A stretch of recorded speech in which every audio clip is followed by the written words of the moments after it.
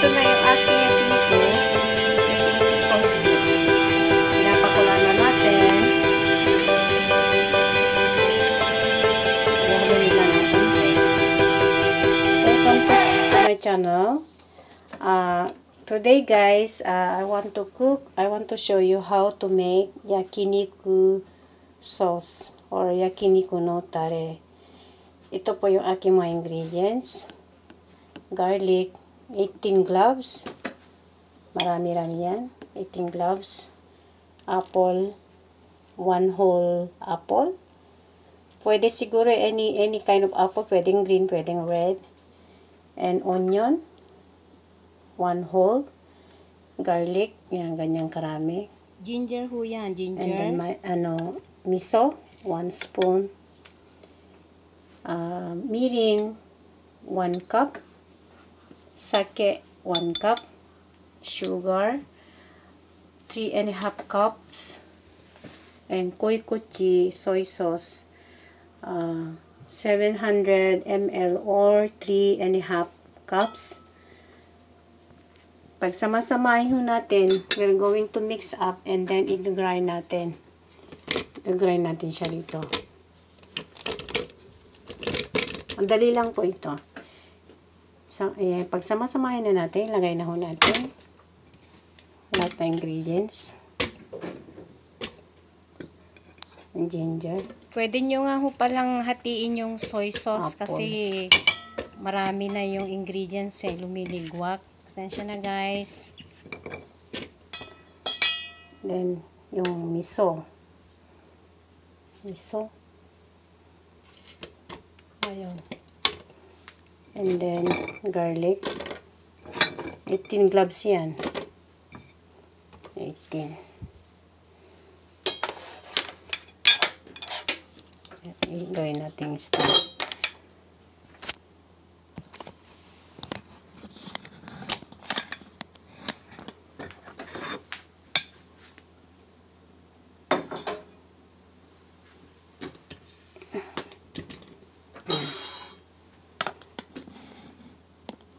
Then, lagay na rin natin.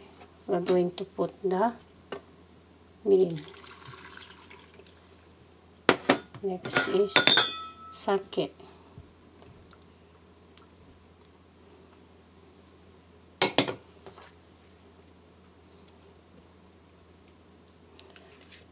Ako na lang ho ang gumagawa ng yakiniku sauce ko kasi napakamahal ho.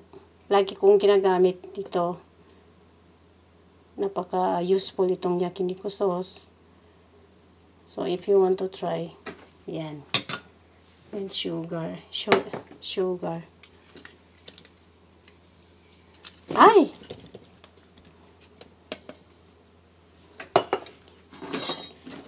Tapon na.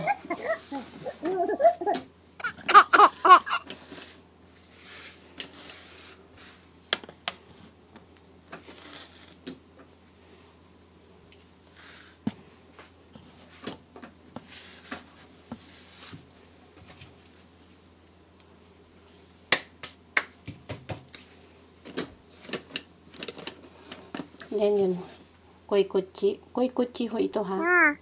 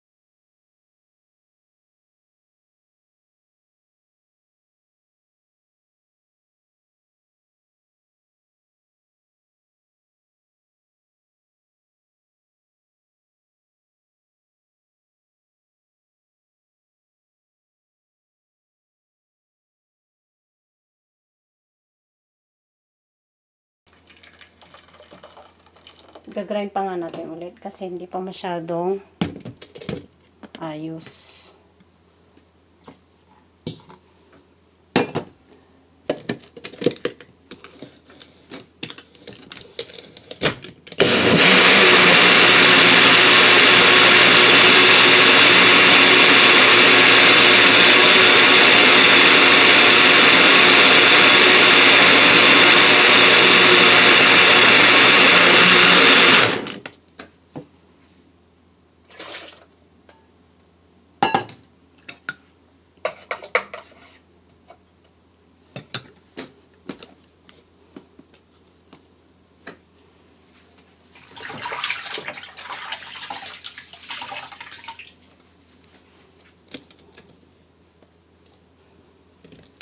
Lumiligwak. Isa pa.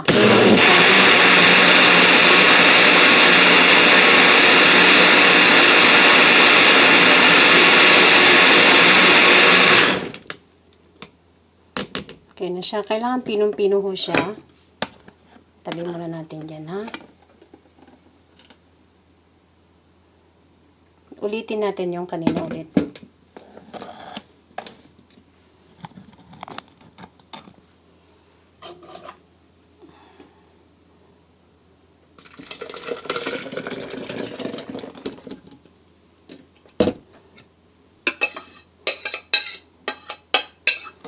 Lang mas maganda pinong-pino.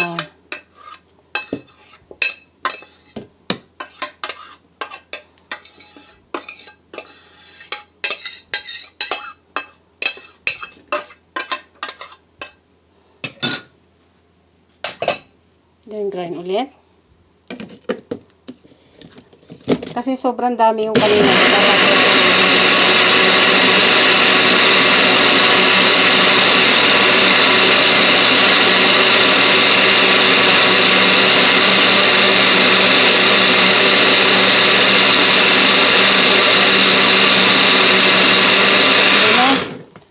Okay, it's already done, and then let it boil until it's boiled, hanggang sa maboil siya.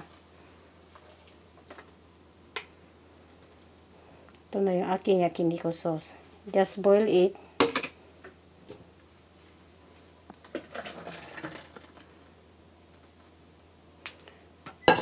Just turn on the fire, just boil it, then it's done. Ganyan lang siya paggawa, mga friends.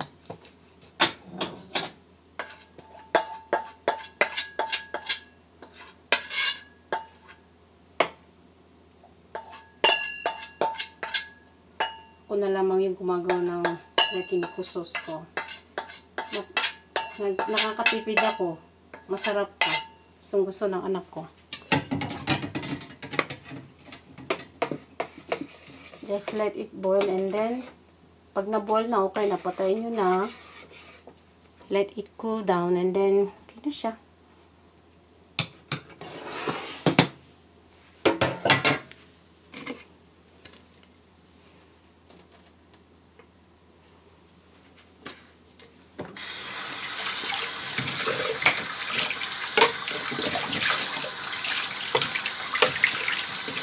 Ayan lang siya, guys.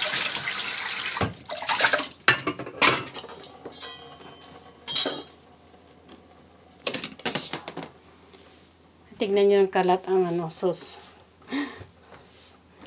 Habang pinapakulan natin, tapan natin siya.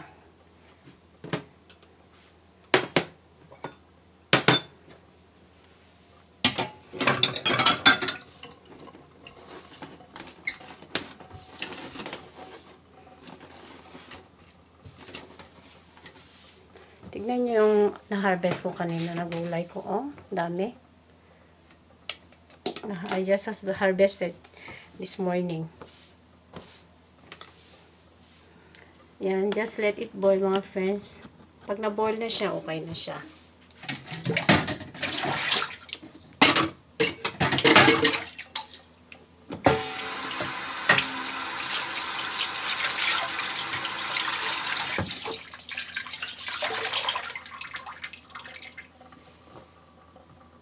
ito na yung aking yakiniku.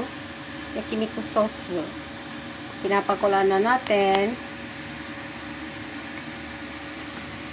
Halo-haluin lang ng konti. Ayan. And then, palamigin nyo. Then, lagay sa refrigerator.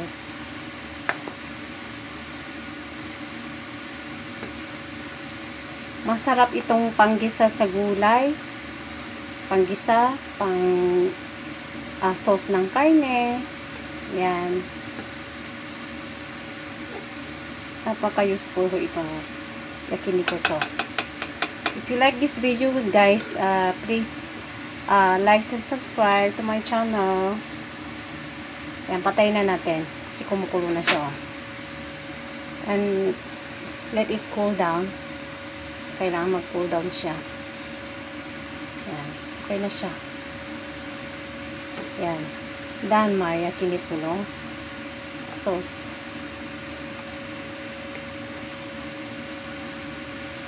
Palalamigin lang siya. Kung gusto niyo hong lagyan ng ng sesame seed, it's up to you. Optional naman ho yun. Ayan. Favorite ng anak ko. Lagi itong ginagamit namin. Ang tagal kong ginagamit ito. Siguro buwan kong ginagamit ito, guys. Thanks for watching, guys. Bye!